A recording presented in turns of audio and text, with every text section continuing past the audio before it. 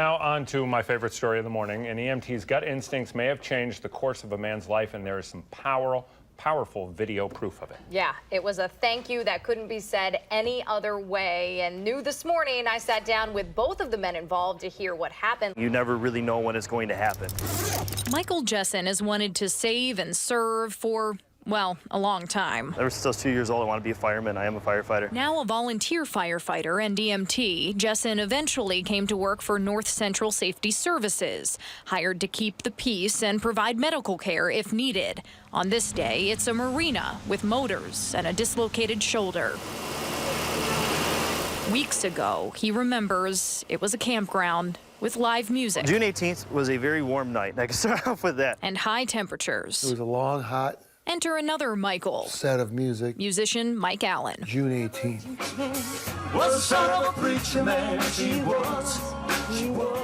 It was a pretty typical gig for both of them. I was doing my patrol there at the campground. All of a sudden, I couldn't remember all the words in the second to last song. Power of love, curious thing. I realized I wasn't playing the right chords on my guitar, and it just didn't sound right, and I kept looking down at my hands. His friends were saying, "Oh, it sounds like you're drunk. We're just going to get you home. I'm just going to get you home." Somebody in the van thought that I had too much to drink, and I knew I didn't. Look, I've seen enough drunk people in my life to know what drunk looks like, and it just wasn't, something wasn't adding up. I didn't want to think that something was happening to me, but it sure was. And I'd asked if I could go and talk to him and say, "Oh, yeah, that's fine, but there's really no need for it." He says, "I'm a first responder. Can I take a look at you? Do you mind?" I said, "No." I noticed a facial droop on the left-hand side, and he was having a hard time moving the left-hand side of his body. He said, "I think you're having a stroke." He says, I really think we need to call you an ambulance." He was deteriorating in front of our faces really, really fast. It was a little sketchy for me because I was so in and out. Allen made it to a nearby hospital and was eventually transferred to UW. Had I gone home, had I just driven home, anything could have happened. A guy with a guitar in his hand for decades, possibly not able to play. I've heard countless stories of people being put to bed because they thought they were drunk, or people just not feeling right because whatever, and just kind of going to bed and either not waking up the next morning or never being able to walk again. Instead, Jessen visited his patient exactly 1 week after his stroke. A Mike who temporarily lost his music and could have lost much more. That Mike played his first song since the stroke for the Mike who saved him. I teared up a little bit, I'll be honest with you. It really brought me back. I've been on a lot of calls, I've seen a lot of stuff, but that right there really brought it home for me. Made me realize that this is what I meant to do.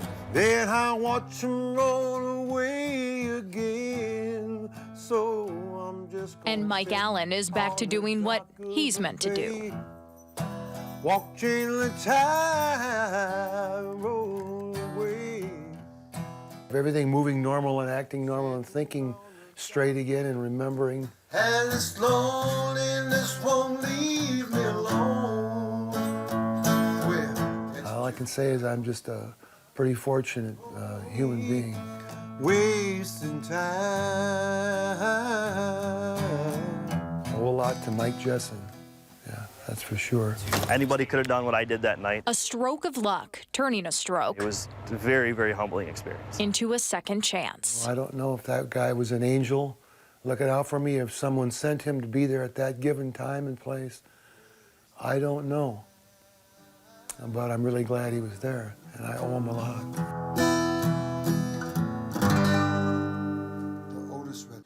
Mike Jessen stresses the only thing you can do for a stroke is know the signs and get someone to the hospital as soon as possible. And Jessen says anyone could have done what he did with the help of basic first aid training. He turns to the Cincinnati stroke scale to tell if anyone is having a stroke. You can check for the facial droop like he did on one side of someone's face, or an arm drifting, or even slurred words. And good news, Mike Allen was cleared to go back to work, and he even had his first performance back with his band this past weekend. Very cool. Yeah.